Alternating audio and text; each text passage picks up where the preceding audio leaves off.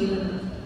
മംഗളവാർത്തയിലെ yes, ഇതാ ഞാൻ കർത്താവിന്റെ ദാസി, നിന്റെ വാക്ക് എന്നെ നിറവേറട്ടെ എന്ന് പറഞ്ഞ ആ നിമിഷം മുതൽ ആരംഭിക്കുന്ന സമർപ്പണം, അത് അമ്മ ജീവിതത്തിലുടനീളം അനുഭവിച്ചു. എല്ലാറ്റിനും ഉപരി ദൈവത്തിന് നൽകിയ ആ പ്രത്യുത്തരം 100% അതിന്റെ പൂർണ്ണതയിൽ ജീവിച്ച ജീവിതമായിരുന്നു. തന്റെ മകൻ മണിക്കൂറുകളോളം കുരിശിൽ കിടന്നപ്പോൾ ആ അമ്മ എന്തായിരിക്കും ചിന്തിച്ചത്, എന്തായിരിക്കും ധ്യാനിച്ചത്, എന്തായിരിക്കും പ്രാർത്ഥിച്ചത്? ജെറുസലേം ദേവാലയത്തിൽ ശിശുവായ യേശുവിനെ കൈകളിലെടുത്ത് ശിമയോൻ പറഞ്ഞ വാക്കുകളുണ്ട്.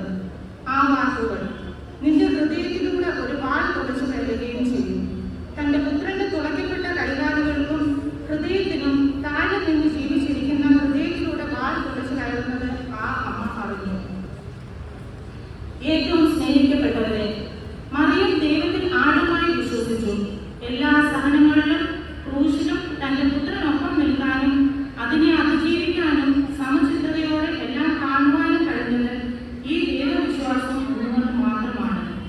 അത്ഭുതങ്ങളുടെ ആധിക്യത്തിൽ ആ അമ്മയുടെ മനസ്സ് അധികം ഉയർന്നിട്ടില്ല. വേദനകളുടെയും ക്രൂശിന്റെയും അവസരത്തിൽ മനസ്സ് പതറിയിട്ടുമില്ല. ഈ അമ്മയാണ് നമുക്ക് മാതൃക. ജീവിതത്തിലെ സന്തോഷകരമായ കാര്യങ്ങൾ മാത്രമല്ല, വേദനകളെയും സഹനങ്ങളെയും രോഗങ്ങളെയും രക്ഷയിലേക്കുള്ള ചവിട്ടുപടിയാക്കാൻ മാതാവ് നമുക്ക് മാതൃകയാണ്.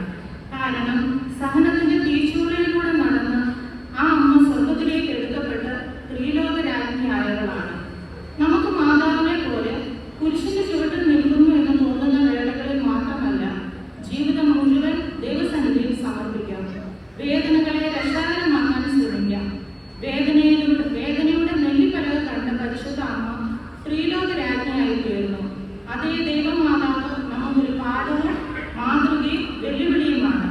സഹനത്തെ രക്ഷാകരമാക്കാൻ വിശുദ്ധരായി തീരുവാനുള്ള വെല്ലുവിളി. പരിശുദ്ധ അമ്മയുടെ മധ്യസ്ഥം നമുക്ക് യാചിക്കാം, പ്രാർത്ഥിക്കാം. ദൈവം നമ്മെ എല്ലാവരെയും അനുഗ്രഹിക്കട്ടെ.